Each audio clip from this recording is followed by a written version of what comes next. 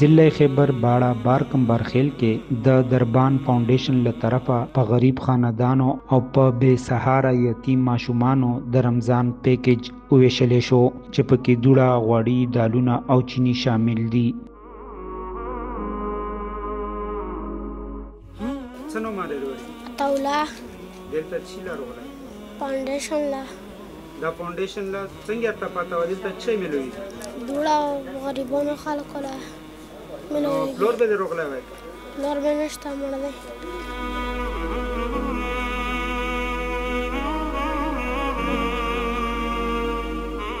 د دربان فاونډیشن چیرمن منور شاه وویل چې د غریب او نادار خاندانو د رمضان پیکیج ورکولو کې تقریبا د 13 کالو راسې زموږ مهنت روان دی. د غروجن علاوه به ان شاء الله چې موږ دا فاونډیشن به موږ پرېږدو نه او موږ کوشش تا کوو چې داسې ډېر غریبان خلک وي یا معذوره خلک وي چې هغه د ژوند رزګور څه واسې وي نه او موږ کوشش دا کوو چې هغو له موږ داسې د ژوند رزګور څه طریقه جوړه کړو چې د هغه نه خلو شي دغه خیر و هغه نه او دغو له موږ څه رزګور روان کړو چې هغه دوکان وي یا نور داسې څه بیزنس وي یا سبزي فروټ وغیره. نو موږ دا کوشش هم انشاءالله چې دی.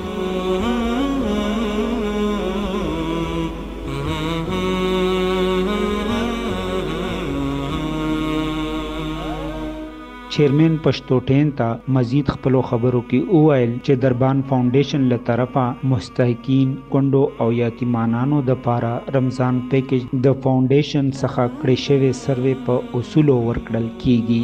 د زړه کې به موږ سره د غریبانو خلکو د احساس ډېر زیاتېدو پیدودلو به نو دغې په وجه باندې موږ روچت شومو چې راسې یو موږ هم یو فاونډیشن جوړ کړو، مازه به غټوو.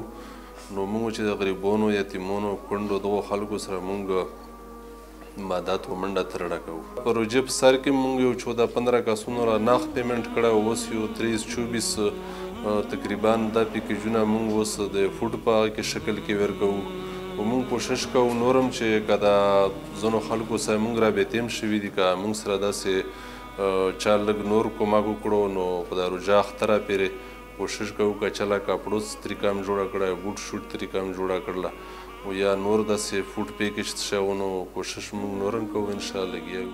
د دربان فاونډیشن طرفه پیکیج ترلاسه کوونکو وینا ده چې دا زموږ د غریبانو دپاره حق پرست اداره ده او د دې فاونډیشن د مالداره خلک مرستیا وکړي چې زموږ په شان ډېر غریبانو ته فایده ترې ورسي. زه اوسېږم په سرکي مرکي کې، زما پلور وفات شوی دی او دغه چې کم سامان درته میلویږي دغو خلکو زه ډېره شکریه ادا کوم. د فاونډیشن د دغه هغه باندې موږ اطلاع وشوه چې غریبانو یتیمانو سامان تقسیم کېږي، تاسې راشو چې دغو سره لږ مدد وکړو، لږ منډه ورسره ووهو او دا شیونه تاسې غریبانو خلکو له ویر کړو.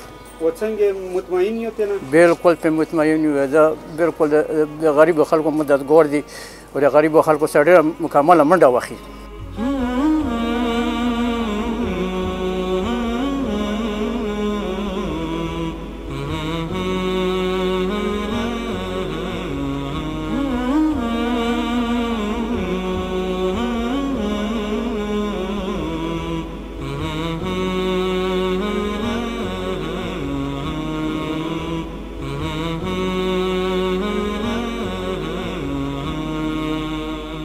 د دربان فاونډیشن وایس چیرمن هارون افریدي وینا ده چې ان شاء الله پر روان وخت کې به دربان فاونډیشن به د یتیم او بې سهاره ماشومانو په معاشره کې تعلیم، صحت، پرورش او ښه تربیت ورکوي.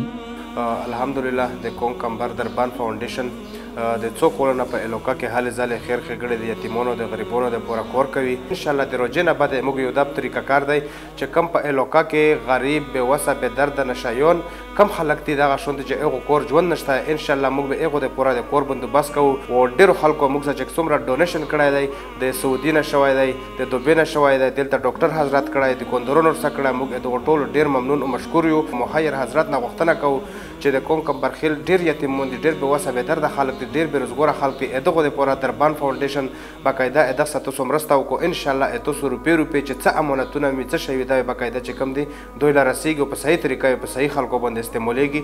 دربان فاونډیشن به د روزګار ورکولو او د نشو نه رامنې کولو هم کوشش کوي چې ځوانان د خپل روښانه مستقبل او د قوم او ملک دپاره رڼا جوړه شي.